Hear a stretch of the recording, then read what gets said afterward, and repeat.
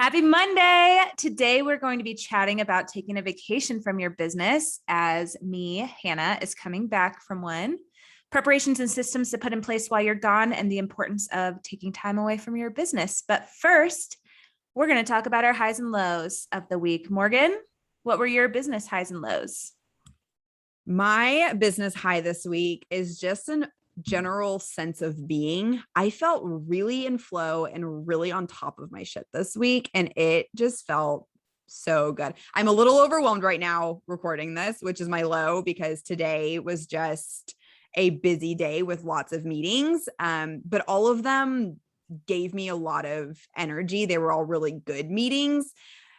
So maybe it's not that low of a low, but yeah, this week just felt in alignment. I was on top of my game with Asana tasks. I was able to check a bunch of things off. I got to go work from coffee shops and co-working spaces with friends. Just an overall A+ week.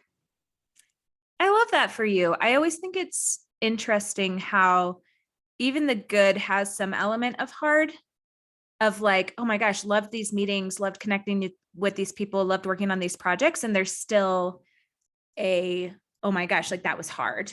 And that's okay. And that's okay. Entrepreneurship would be boring if it was all easy. Right. Yeah. Could you imagine? Because I kind of associate easy with not engaged or kind of like mindless work, AKA me doing chart notes. But otherwise, I'm like, I want to be fully engaged and present and really showing up for this person or showing up for this presentation. And so it takes a level of being on, which is exhausting. Yeah, it does. It totally does. But it's still at the end of the week, it feels good. It feels like productive. And I don't know if I want to necessarily associate productive and good, because I think you can be good and not be productive, like when you need to take some rest.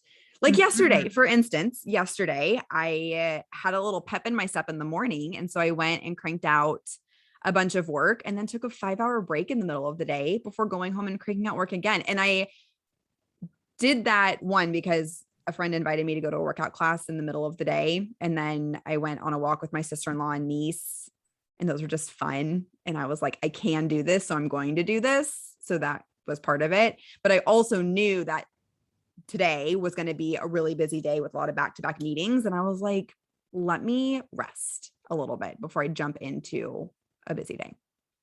I love that you had the flexibility to do that.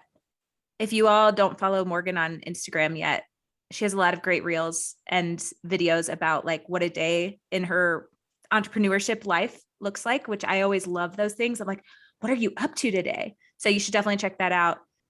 And just having the flexibility to do that because you're an entrepreneur, because you work for yourself, is incredible. It's great. Also, yeah, I should have added that to my high of the week, is I did a day in the life as an entrepreneur this week. And I haven't done one of those since October of last year. So I want to get in the swing of doing those more, because I really like them. And part of me, it's really hard for me. Part of me wants to like glorify it and be like, let me pick a day where I know I'm going to have like a really awesome day. But the one that I did earlier this week was just like a very normal day in the life of an entrepreneur. So it felt good. But anywho, good week. What about you? What were your highs and lows of the week? So one side note about just the idea of like kind of being performative or talking about a day that's really awesome, right? That feels normal for social media. Like there is a lot of days like that, and it's really fun. And you want to show people like this could be your life or your version of this. And I doubt somebody wants to watch a video of me on hold with Blue Cross Blue Shield about some bullshit for 2 hours. Like that's boring. Nice little time lapse in there.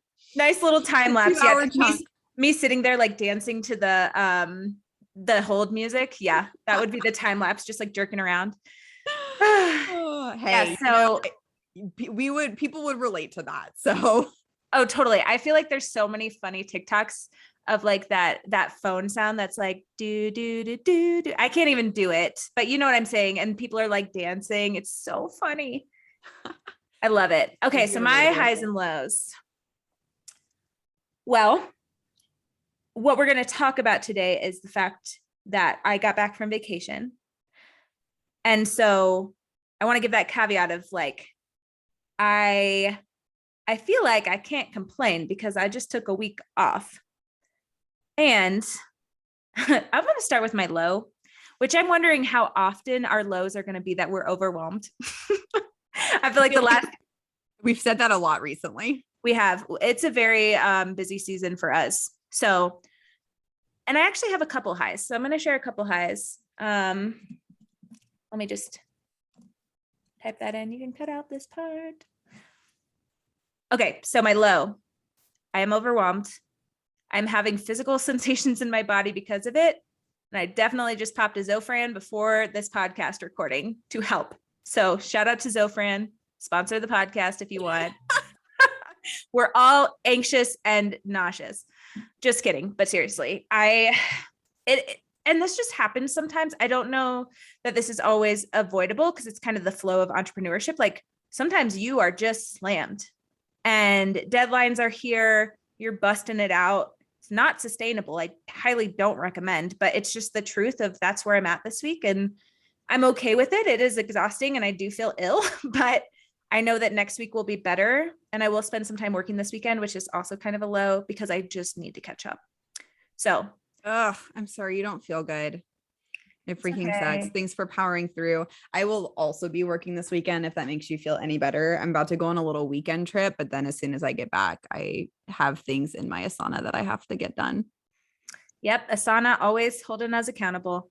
Always. But yeah, I mean, it truly is just a part of entrepreneurship. And I think it'd be unrealistic to not have seasons of overwhelm, especially if you have so many projects happening. Totally. I was just thinking in times of growth is when I feel the overwhelm, right? Like there's the concept of stretch and how do you stretch yourself with what you're doing and reach new limits. But at the same time, you have to find those limits. And it also reminds me of a rock climbing quote from a movie that's like, if you are looking for the edge, you're going to find it. And it's kind of speaking to people push themselves in rock climbing and do kind of scary things at times, even though it's a completely safe sport. But when people are doing things like free soloing, there's always a risk of like, how far are you willing to push yourself that you might risk falling off the wall without safety gear? And it's the same thing in entrepreneurship. And I hate to be cheesy of like comparing my two favorite things of rock climbing and entrepreneurship, but we sometimes have to find our limits or else we're playing small. One of my friends' life mottos is if you're not living on the edge, you're taking up too much space, which I think we're going to put a little caveat with that. But I remind myself of that in these periods of, I like the word you use, like stretch and growth and pushing ourselves to be better, do better, think bigger, all of the things that come with being an entrepreneur. Not always, don't want to, glamorize the hustle, but they do come with entrepreneurship or else you're just going to stay stagnant. And I absolutely love that quote. So shout out to my friend Hannah, another Hannah in my life, for constantly reminding me of that whenever I call her and tell her how uncomfortable I am of having to navigate tough things. Can you repeat it one more time? If you're not living on the edge, you're taking up too much space. Ooh. Or is it that you're not taking up enough space? You're not living on the edge. And now you have a second guess. Oh. You have me go second ahead. guessing this now. You're not living on the edge. If you're not living life on the edge, you're taking up too much space. Meaning you should be constantly pushing yourself to live life on the edge and take up more space. So it should be you're not taking up enough space then. Because if you need to take up more space, I always get confused with double negatives, and I know there's not a double negative here, but you're right. I'm gonna Google it. There has to be. If you're not living on the edge, you're taking up too much space. Because if you're not living on the edge, you're taking up too much space. Meaning that like you living a safe life, you're taking up a lot of space. And so you need to go, oh, I see. Okay, I see what you mean. So you need to go and like live on the edge to like live your best life? I think my brain is also confusing it because we always tell people to take up space, like, please take up space, please take up space in the business area. And I'm imagining someone standing on an edge of a rock. And if they were not taking up enough space, they might be away from the edge, right? Like they're just in the middle of the rock versus being on the edge. But if they're taking up space, they're maybe closer to the edge. Open for interpretation, listeners. I love the sentiment though. Let's check with Hannah, the other Hannah, and see what her take is. Okay. I'll get it. That's who I'm traveling with this weekend. So I'll get a nice little voice recording that we'll plug in right here. Awesome. And so with the overwhelm being a low for me, even though it's good stuff, my high was, I felt like I had a lot of support from my business coach this week. Y'all will hear me talk about Ken. And when we start to have interviews, we're definitely bringing him on the pod. He is just incredible. So talented, has been doing business for like 20 years at least. And I just feel really validated in him normalizing everything that I'm going through and just saying it's part of it without glamorizing the hustle, which I think is really important. And he was just telling me these quotes from like really successful people. I'll have to pull some maybe for another episode, but just around like, yeah, these are the things you have to do to stretch yourself and grow and like get stuff done. And it's not all woo-woo self-care of like work for an hour, take off 5. It's this is real. So I just like his approach around radical acceptance that comes with what you have to do as a business owner. And yes, you can slow things down, and yes, self-care it up. It could also extend the amount of time it takes you to where you want to go, which is also okay. And yeah, so I had a really good individual session with him. And then he does this membership that's for therapists in private practice, which is cool. I like to pop in there because he's just so smart. And I learned so much from a 10-minute conversation with him. We'll link it in the show notes because it's really great. We were talking about building courses.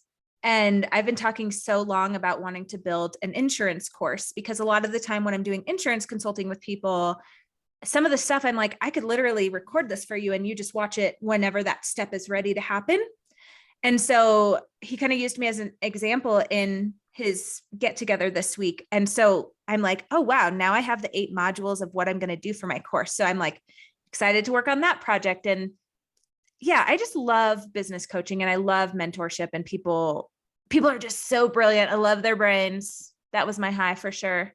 So good. I remember I'm not currently working with a business coach, but I remember when I did, I would come away from those sessions and just like my mind would be blown, or there were a lot of the times that's what happened. I felt really validated and supported, or there would be times where I would be so challenged and I'd be pissed because then it would force me to like sit and think about it, kind of like when therapy, right? Like sometimes your therapist calls you out on your shit and you just have to like sit with it and you're like, dang it. That's true. Yes. Oh man, that happens with my therapist all the time. And after imagine that meme where the little penguin is like making art, and they're like angry making art. And I'm just thinking about like me sitting there with my Valentines and being like, that bee, Sarah, I can't believe she called me out on this, and like trying to self-care and just, yep. I think that's important from our therapy, from when we do business coaching for people, when we receive mentorship or business coaching. You should be getting direct feedback and you should be challenged, because if someone's passively going with you on whatever's happening, that might indicate like maybe they haven't walked the walk, or like you're not really getting guidance. You're just like having a cheerleader, which is also great. But a lot of the time people need to be reassured, like, is this okay? Is this normal? Where do I go from here? And we have to be able to answer those questions directly. Yeah, absolutely. We do. I do have one more high. Can I say it? Do it. So Morgan and I are super excited to announce that we have our first podcast sponsor. What? Woo woo! So in the upcoming episodes, you may hear some sponsor stuff come through. As we continue to grow, we're hoping to have more sponsors. So if you are a company that wants to sponsor us, please email us at hello@weightinclusiveinnovators.com. We are so stoked. We are so stoked. And just a quick little note on sponsors. We will only work with people whose missions we wholeheartedly support and agree with. And this first sponsor that we have is a newer company that both Hannah and I have already seen the benefit of the work that they're doing and making mental health care more accessible. And it is just, we're so stoked to have them. So be on the lookout for their sponsored episode. I'm glad you made that disclaimer because from both of us having values-driven businesses, we aren't going to be sellouts for money.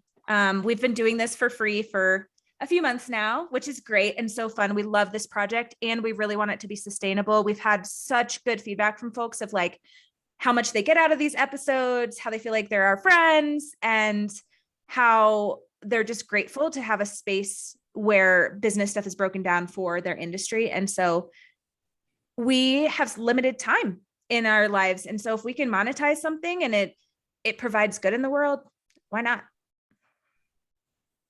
Couldn't agree more. Before we dive into our episode, there's been a question that I've thought about literally every single day this week, and I've been anticipating today's recording because I've wanted to ask you this bonus check-in question so much. Are you ready for it?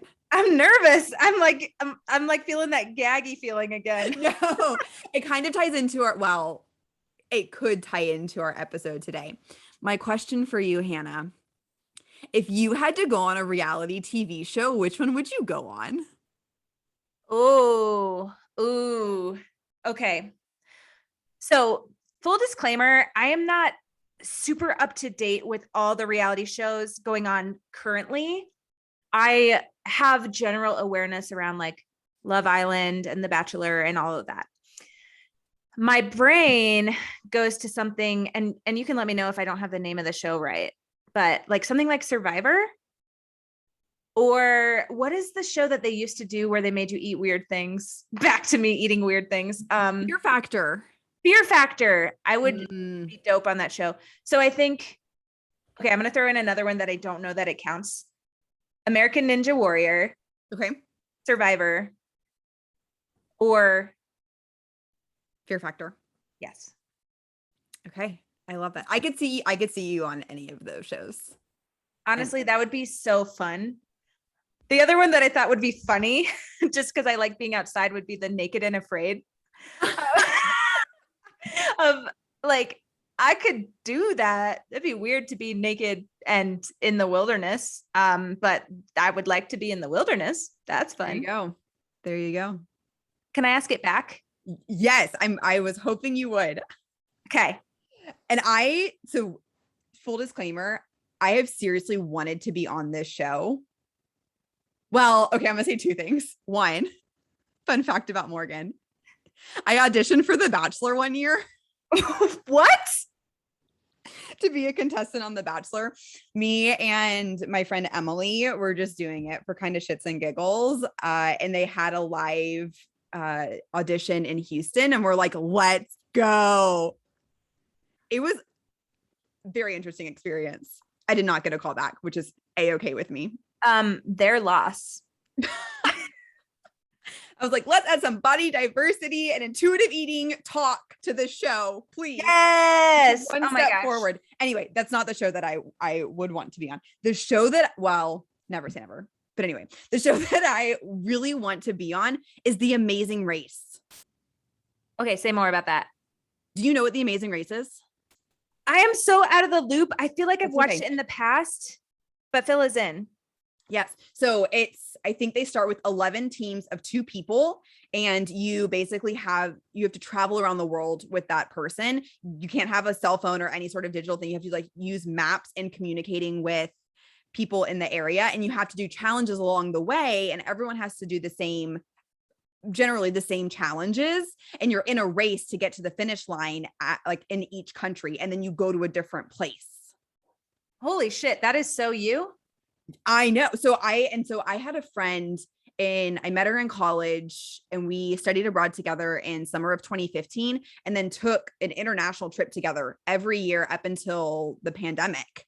And then she got married and had a baby. And the pandemic. And so things have kind of fizzled out with that, but we did a lot of travel together, and we were just talking about how good we would be on a show like that. And then I was like, if that opportunity ever presented itself, and we can segue into today's topic. If that opportunity ever presented itself, I would work for 7 days straight to set up all the systems that I needed to have my business run without me to go on that show. Wow. Yes. I'm also, if you have that opportunity with your friend who has a baby, just bring the baby too. It'll be like an added bonus contestant. Like strap her on the chest and go. Oh my God. That is so incredible. Now I'm going to look up that show and watch it when I'm procrastinating doing work. So they started a new season. I thought they were done completely recording it, but they started a new season, I think probably January of 2020, and then had to pause because of the pandemic. And so here we are several months later, they just started back again. And so it's now back on TV. And I forgot how much I love that show, because during quarantine, I went back and watched all the old seasons. And so getting to like see that it's back now, I was like, I just want to do this. I feel like it'd be so fun. Okay, you should definitely research that, and let's figure out how to get Morgan on the show. If anybody is out there, has connections, or wants to be my partner. I don't know if my friend would do it anymore with the baby, but if anyone wants to be my partner on The Amazing Race, let me know. Hannah? Huh? Fair enough. I would love to. Can Bennett, my dog, he would be so devastated if I left him for a long time. I know. Poor thing. Poor thing. Anywho, let's dive into today's episode. Let's do it. So I just got back from Mexico on a climbing trip, and it was dope. I want to know all the details about it, but I also want to talk about vacation related to business. Give us the top 3 moments of the trip. Okay. I'm going to give you like a 30-second summary, and then I'll name some of my top 3 moments. So imagine this. I'm going to paint a picture. Imagine arriving to Mexico, just expecting someone to pick you up. You have no idea who. You've never met anybody on this trip.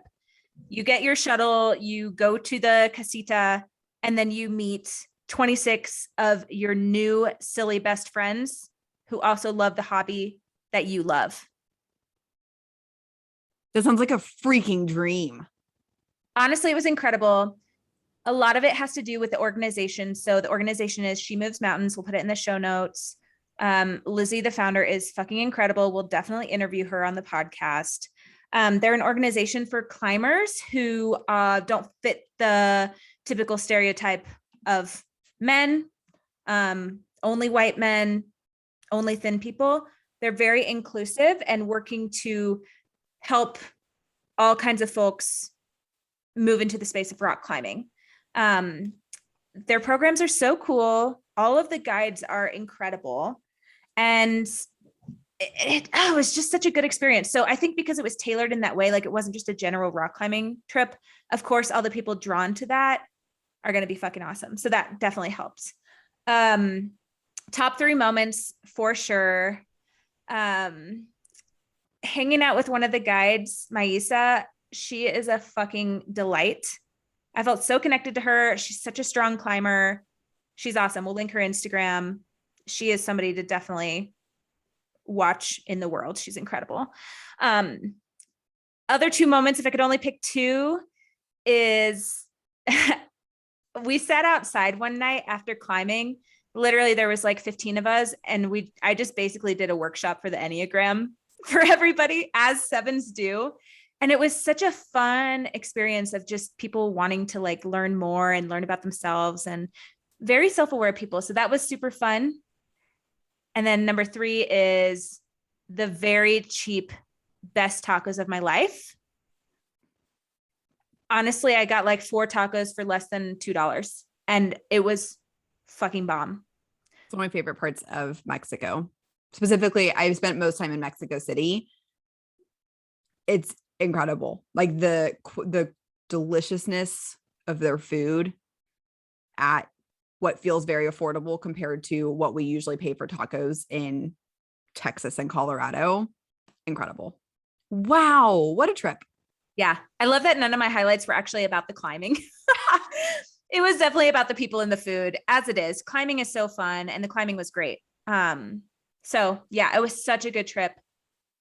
I'm glad I went. Oh, I am too. It looked absolutely amazing. I loved all of the picture updates that you were sending me. I love that. That sounds like such an incredible organization, the She Moves Mountains. I am going to have to go look them up after we finish recording today. But also, you were kind of working on your vacation. I was. So as entrepreneurs, I'm just going to say a radical statement of we never shut off. Ever. I wholeheartedly agree with that. We just can't. It wouldn't be healthy for us. It wouldn't feel good. And on vacation, we get to work in a way that's tinkering and fun. And I know for me, I had this random burst of energy when I was on the flight and I updated my employee manual, which Good.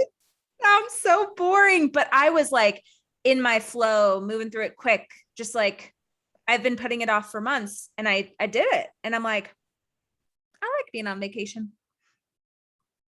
So yes, we like to tinker with things. It's kind of blank space with no meetings, where if we feel inclined, we can work on things that otherwise haven't had a time spot on our schedule, or we can just play around, do some research, read some articles, like really fun stuff we love to do as entrepreneurs because we're fucking weird. So yeah. Yeah. And I'm right there with you. It's so hard for me to shut off my brain. And I always end up with a note section on my phone, a voice recording, a text to a friend, something related to the business. But since you just had this experience, walk me through what you had to do to like prep before you left. What did that look like for you? yeah, I'm really glad you're asking this question because I'm sure a lot of our listeners struggle with taking time off, or like feel like they can't, feel like they're so overwhelmed they can't even fathom letting the business be for a week because it could shut down, or like whatever the fear-based thought would be. I've been there. And I'll tell you, in my first 2 years of private practice, I don't even think I took 2 weeks off. And it burned me out. It totally burned me out. So leading up to this trip, I was like, God, this is such bad timing. Like, we're literally starting the year. It's so fucking busy. And I booked this trip last early summer. So, and I think my subconscious did that because it knew, like, Hannah, you're always going to be busy. So just book it and give yourself time to know when the trip is so you can figure things out. So thank you, past Hannah, giving her a pat on the back. Pat on the back for sure. Yes. So I was overwhelmed. I was like, this is terrible timing. And I just leaned into it because I was like, you know what? This is going to be a great trip. I think I need this. And this is the long game. I'm going to be in practice for a really long time, going to be building out stuff for a really long time. And 1 week is manageable. So I am so grateful as a group practice owner to have an amazing leadership team to kind of head on taking over my tasks while I'm out. So our leadership team really stepped in. Shout out to Martha and Meg, who are both incredible at my practice, and I love them so much, and they know it. They really stepped up to the bat this week or last week when I was out. That was so good. And then my assistant is really awesome too. So she's monitoring inboxes and making sure all the things that are admin-y, like clients reaching out, they get connected with clinicians, et cetera. And then our biller on top of stuff. So we have really good systems in place. And that's like my one piece of business advice I always come back to. Reel me in if I go on a tangent, but having people to delegate to is not an option. And here I go with the double negatives, but like you at points in your business have to have people you trust to delegate to. You have to, or you will not survive. So that's my biggest thing is like, I have trusted team members to take things over and hold down the fort. And they're so competent and amazing. That's such good advice. As you're saying that, I am reflecting on my business because I feel like I'm in a different stage in that it is me, myself, and I in the business. I don't have a team of people. I haven't really outsourced many things yet. I do have an assistant designer that like if I needed to point everything towards her, like I have no doubt that she would be more than capable of handling it. I've just never done that before or had to do that before. I usually just put up an out of office email. And I'll say a lot of my work is not as time sensitive as being an eating disorder clinician. Like there are definitely things that need to get taken care of on a more timely basis. Whereas with the kind of work that I do, as long as I don't have any clients scheduled or meetings, like an out of office email usually suffices. Absolutely. I'm glad you clarified about that because there are times where it's not, there's no delegation to be had and you're just kind of closing up shop for the week. No meetings, making sure your week after you have everything scheduled that you need to, so you don't have to be doing that in the week that you're off. But yeah, you kind of have to close up shop. And that's what I did with my business coaching stuff is I didn't see any business coaching clients that week. We just kind of canceled our session and said, see you in 2 weeks from there. And that's just what you have to do. I used to try to cram everybody in before I'd go on a trip, which was very fear-based of like, well, we got to keep like revenue coming in and I want this person to be supported, whether it's a client or a business coaching client or a supervisee. Like I can't leave them for a week or whatever. And the truth of the matter is it's not sustainable to try to like book everybody in the week before, burn yourself out. Cause then you're just going to be recovering from that on your vacation. Can't do it. I absolutely love that you named that. That's definitely my fear-based thought when I think about taking vacation is I'm not making money if I'm not working. And I think it's also something that I've talked to clinicians about a lot. I don't have that kind of same experience because I've never worked in private practice seeing clients that way. What do you feel like was most helpful in like overcoming the thought of like, I need to take care of my clients and cram as many people in as possible? Like, how did you get away from that mindset shift? Yeah, good question. I honestly, it goes back to my core belief in business is you have to go through some shit before you figure it out. So I think, you know, I'm in my 4th year of doing eating disorder counseling work. And I kind of know my clients who can, who are going to be okay for 2 weeks. It's not ideal, but we'll manage and almost treating it like an exposure of like, what is it like for us to go 2 weeks without seeing each other? And I only know like safety, stability, making other plans for them, being able to do that through having the experience of being an eating disorder dietitian for several years now. I also think it's exposure therapy for me of, okay, I need to see what it's like for me to not bring in revenue for the week and know that like I might cut back my salary a little bit. And how do I account for being healthy with what I get paid on the other weeks of the year that account for when I take time off? I have the same conversation with clinicians who are in their solo practices or clinicians who work for me. It's like, you know, count in that time that you would take off if it's not paid time and just think about the whole year in terms of salary, because it can't be the full exchange of like you work and you get paid. So then you never take off work because you're not getting paid. It has to be thought of as like accumulation over the whole year or quarter, or however you want to break it down. Yeah. Thanks for shining a light on that because I think that's one of the things that I don't think is talked about as much. And it's why what prompted kind of this conversation too, of like how important it is to take a vacation from your business. Absolutely. As someone who struggles to take time off, you get to a point where you can't afford to not take time off because of your mental health. and it's not even worth the money. Like I've been at points where I'm like, I don't even care if I get paid this week. Like I will figure out something in the future because I just can't do this for this long without a break. You don't want to get there. Don't do what I did. No, that's never a fun place to get to. So what else over the last few years have you learned about taking a vacation from your business? What I have most recently been reflecting on is the mindless habits that I don't love that I do in regards to my business, which is it inhibits me from actually shutting off in the way that I need to. So I am one of those people who repetitively open my email, refresh. I don't know why my ADHD brain is like, wee, loves it. It's searching for dopamine. And it's just, we'll always talk about how email is the like death of productivity. It can take up so much of your time. And then you're like, shit, I didn't do anything. So I felt myself like having the urge and like the anxiety to like check my email, make sure everything's okay, and like check social media, things like that. And it has to be a very conscious breaking of that habit and leaving my phone in our casita when we're out at the crag climbing. And it feels like exposure therapy. It feels hard.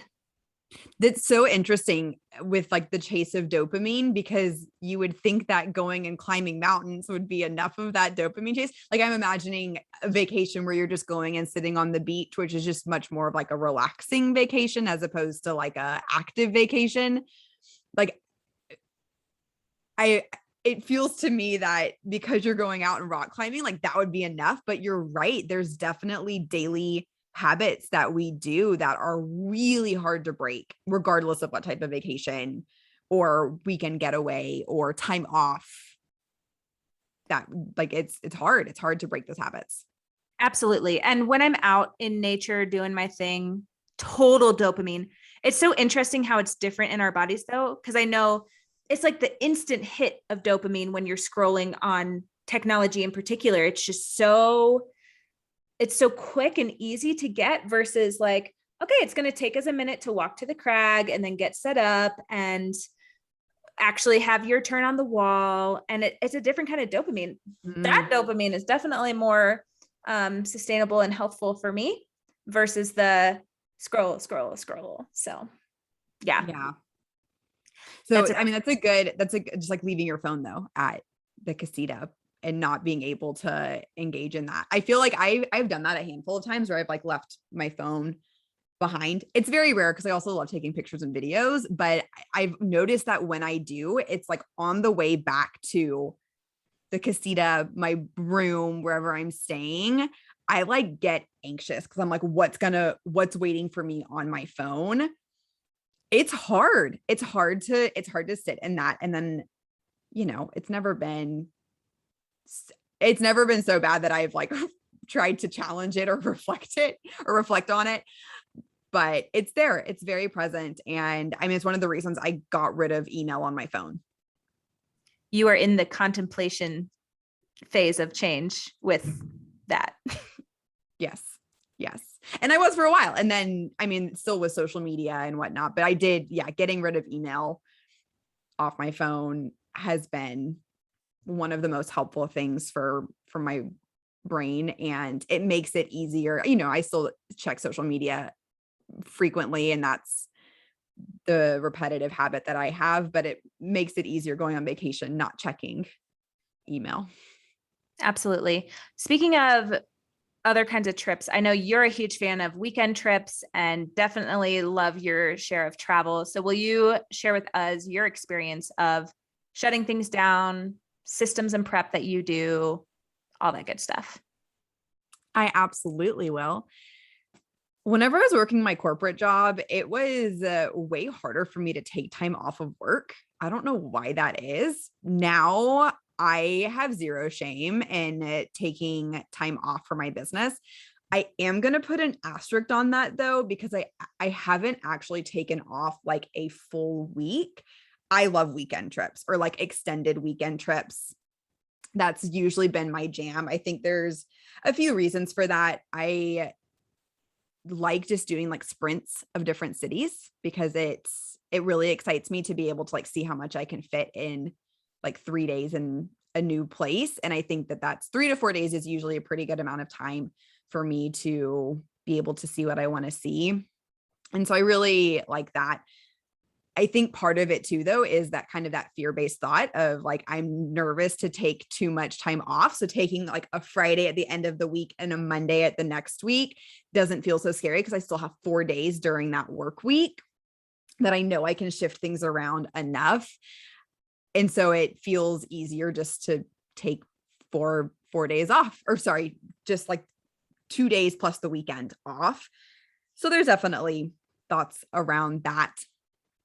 I this year have been doing weekend trips. I've flown to LA. I did a weekend in LA to go visit my friend Sasha.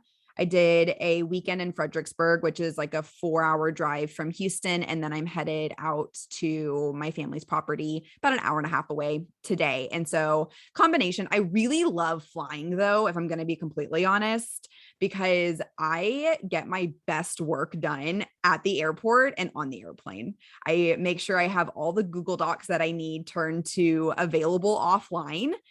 No one can text me. No one can call me. I don't have internet for email. So it is literally like me, my headphones, and my Google Docs. And getting to crank shit out on the airplane, and even in the airport, if I get there early, I'm definitely a person that gets to the airport earlier than I need to, because I love sitting at the gate and working. I don't know if you're like that too. So I relate to a lot of that. I relate to the loving being shut off from the world and just being able to focus if that feels accessible to me in that moment. This is where we differ as sevens. So we'll do a whole episode on the Enneagram sometime soon, but so Morgan and I are both sevens, but we have different wings. So I've unfortunately have a 6 wing, which means I'm super anxious and like cynical and just torture myself with those thoughts. And so I love to get to destinations. I fucking hate being on the airplane. It literally, What? I know. I am afraid. How does it stay in the air? How does the airplane stay in the air? Okay. Literally every time. Sorry, I don't mean to laugh at your fears. No, it is funny. It's going to get even funnier. Just listen to what I do. So I get on the airplane and I always look for babies on the plane. I'm like, okay, there has to be babies on this plane because a plane is not going to go down that has babies on it. It's totally ridiculous. And like whatever gets me through and doesn't make me have a panic attack on the plane. I know it's ridiculous. So I never knew that about you. What? Yeah. I feel like it's escalated every time I take an extended time from being on an airplane, AKA the pandemic, it gets worse. When I get into the routine of being on an airplane, it decreases, right? Exposure therapy. Mm-hmm. But it has been horrendous lately. Like I just have, sorry if this is triggering for anybody, please like skip over this part if you also are anxious about flights, but I'm always like having to reassure myself. I'm like, okay, if the plane is going to crash, it's going to be in the landing or the takeoff. So once I get past those points and then the captain is like, we're doing this, we're doing that. And I'm like, okay, we're good. And then I also rationalize with myself, like, okay, you're more likely to get in a car accident than a plane accident. Probability comes in there a bit of like how frequently we do things, blah, blah, blah. I have to do this whole cycle of calming myself. And then sometimes I just fucking take a Dramamine, or I don't even know the drug name, of just like to knock myself out because I just can't. Wow. Isn't that ridiculous? Man, I never would have guessed that about you ever in a million years. I know, it's my secret 6 thoughts. I will say so I primarily fly Southwest, and you don't have assigned seats, which I feel like even if I flew an airline that had assigned seats, this would still be my thought pattern. I choose a seat near the wing of the plane because there's the least amount of turbulence. I also get motion sick pretty bad. Like I've been on flights where there's been enough turbulence that I have gotten sick from it, which is freaking sucks. I hate getting motion sick, but I like being by the wing because there's like the least amount of turbulence. And for some reason, like that piece alone, maybe it's because we're so close to emergency exits on the wing and there's like and escape. Maybe it's a subconscious thought because I never actually like think about that, but that could be it. It makes me, that's like the one little check mark. And I'm like, I'm good to go. Sevens, always trying to escape. Literally always. Anyway, So funny. that was our caveat about airplanes. I do like working on them when I'm not feeling nauseous and when I'm feeling safe. I totally resonate with what you're saying there. Yeah. Yeah. So yeah, like I said, have zero shame in taking time off for the business with the caveat that it's usually just weekend trips. I am going to be taking some time off in the upcoming future for the eating expedition trip, which is not really time off because it's just working for my other business. But I am going to need to figure out how to put out of office emails up or delegate tasks to my design assistant during that time. But that's in a few months. That sounds like a problem for the summer and not for right now. That problem is a future Morgan problem. So Yeah. leave it to her. She'll figure it out. Okay, total side note, not related to travel. This should have also been my low of the week, of the month. For the last month, I've been waking up between 3 and 4:30 in the morning with like racing, anxious thoughts about business stuff. It's been terrible. I've talked to my therapist about it, working through it. But what I've been telling myself in order to like fall back asleep, and I'm usually able to like talk myself down and fall back asleep within like 5 to 10 minutes. So it's really not like that disruptive. But I've been telling myself like, this is a 9 a.m. Morgan problem, not a 3 a.m. Morgan problem. And then usually by the time 9 a.m. rolls around, I'm not anxious about it anymore. I don't know. Anyway, I don't know what it is. I've been there. Can I just tell you my 6-wing thoughts about the 3 a.m. hour? Yes, tell me. Okay, anytime I wake up between like 3 and 4, so if it's, I look at the clock and it's like 3 and 3:30, it actually freaks me the fuck out because I feel like every scary movie I've seen, there's always some grudge or exorcism shit going down between 3 and 4. So another one of my weird, quirky 6 thoughts is I freak the fuck out, or like sometimes I won't even look at what time it is. I don't want to know if it's in the witching hour. It feels like the witching hour. I usually put on Gilmore Girls or Schitt's Creek or New Girl to fall back asleep because I just like, I need something to distract my brain. I love that. I love that combating the witching hour with humor. Humor shows. Humor through shows. Anyway, beside the point, not related to vacation and travel. So anyway, yeah. What is the importance of taking time away? Like, why should people take time off? I can speak for myself, and I think this is probably pretty true across the board, is I have to have time away in order for creativity. And in the day-to-day, I feel like that's through the sense or through the action of going for walks and just being able to like be away from technology and needs of other people. But I think there's that plus the added level of an added benefit of being in a new place, that just something about pushing you outside of your comfort zone, having to find new places to eat, having to find excursions to do. I usually end up going to cities that are pretty like walkable or easy to get around, where you don't have to have a car, and just getting to have time away and see how other people are living their life forces me to think outside the box. And I'm so thankful for it. Gosh, that is such a good point. It's like being out in the world and seeing, like being exposed to different things. If you're just working in your business, it's just you and who you interact with in your business on repeat versus being more worldly and experiencing other people and other industries and other thoughts that maybe relate back to your business in an ass backwards way someday. Yeah, absolutely. I mean, and even just like to put an example on this, I had the idea for the eating expedition very much in passing when I did a nutrition focused study abroad in college. And then the idea started to creep back in whenever I was living in Italy for a little bit.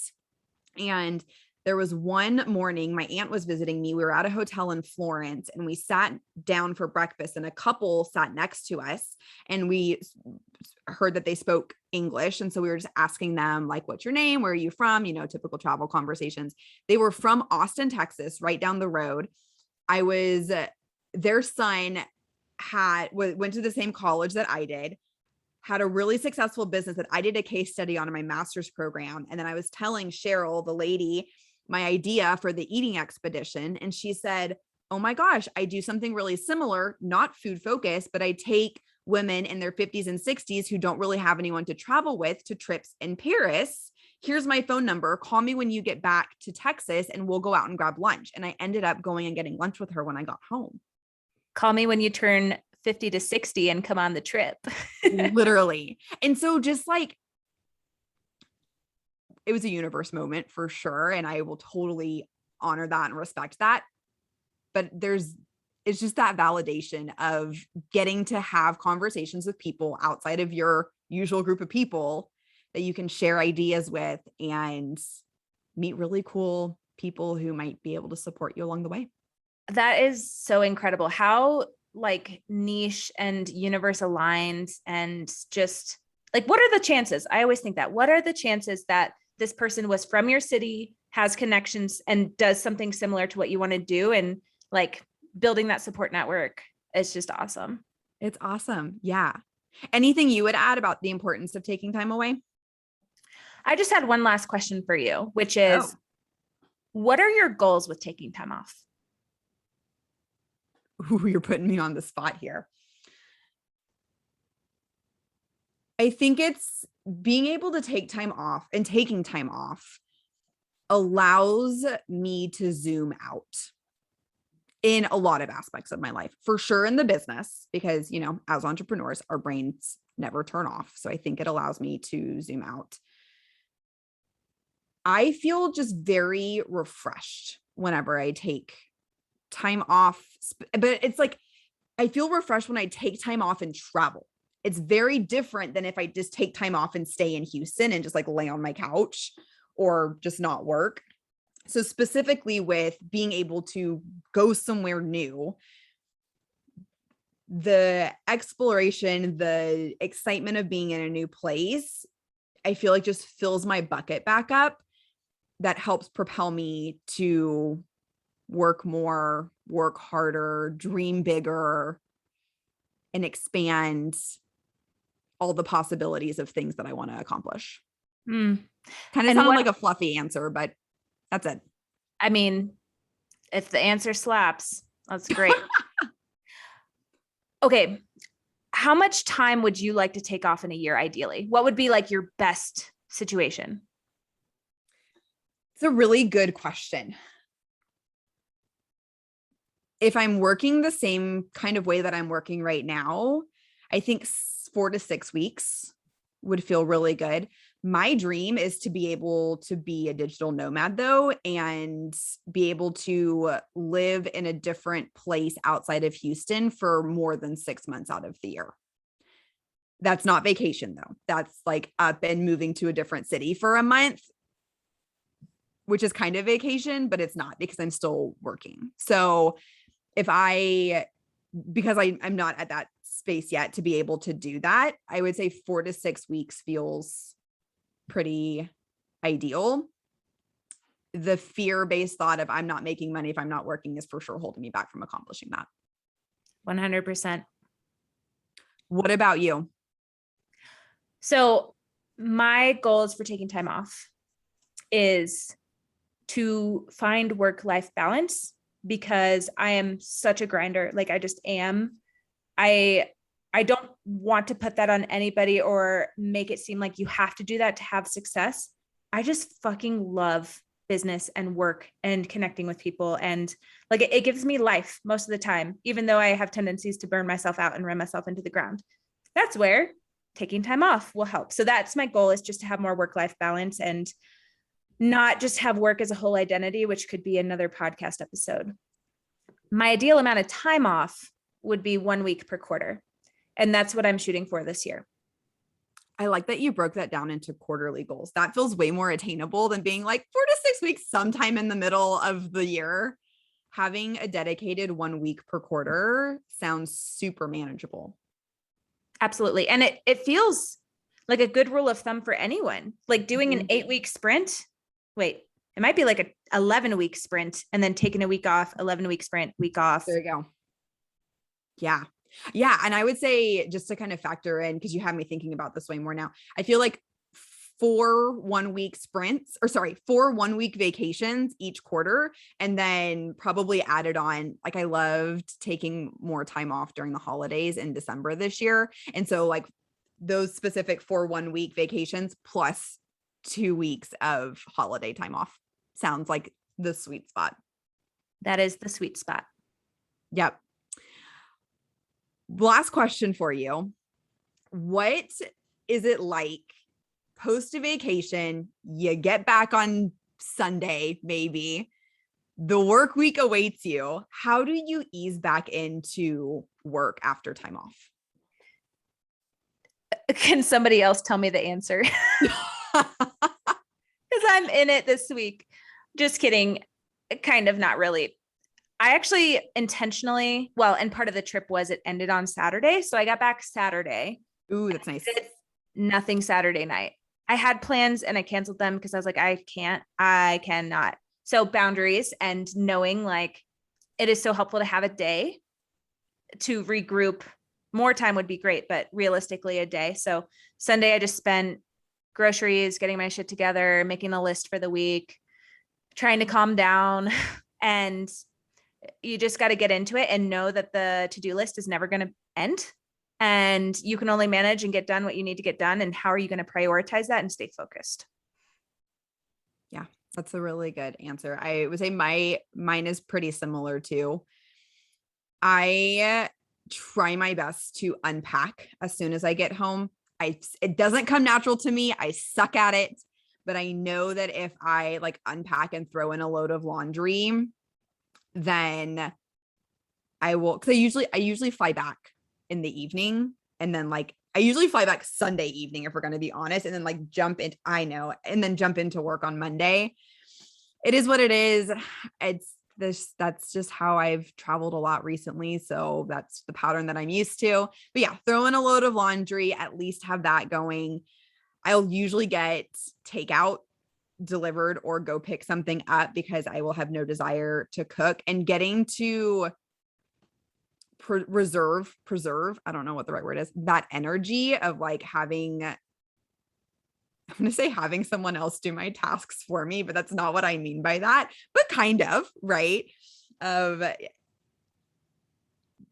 being able to go out and pick up food and then just like chill before jumping in. And then I usually try to start the next morning off, like as hard as it might be to get out of bed and get going, do have a plan, like have something scheduled, whether it's like a workout class, meeting up for coffee with a friend, like have something on the schedule that forces me to get out of bed in the morning and like get going. Cause once I'm up, I'm good. It's just getting up and moving after a vacation feels a lot harder.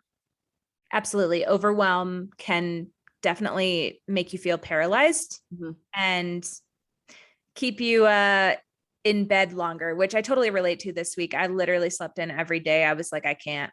I love getting up in the morning usually and starting my day early, but this week I was like, nope, absolutely not. Yeah. I know we've talked about email quite a bit being the death of productivity. When I'm getting back from a vacation, that is for sure not the first thing that I'm doing when I get to my laptop. I want to make sure that there's nothing pressing in terms of tasks that need to get done for my business that do not involve other people. Get those checked off, and then I'll open up my email. And sometimes it's a hard boundary to hold, but I just know that if I get stuff done for me, myself, and my business that isn't related to like client work, I will be able to then go through emails, respond to people with a much clearer mind. Which is interesting because I'm actually on the flip side and I start with emails because I need to put fires out. Oh, yeah. Yeah. Well, I think that's just our different business models as well, right? Of of needing to do that. You have way more people relying on you than I do. So that definitely plays a part of it. Awesome. Well, thanks so much for listening to the Weight Inclusive Innovators podcast. If you like what you hear, subscribe to our podcast to add us to your queue every week. Please leave us a rating and review and share with a friend to help us reach more weight inclusive business owners who could use support and pep talks. We'll see you next week. Bye.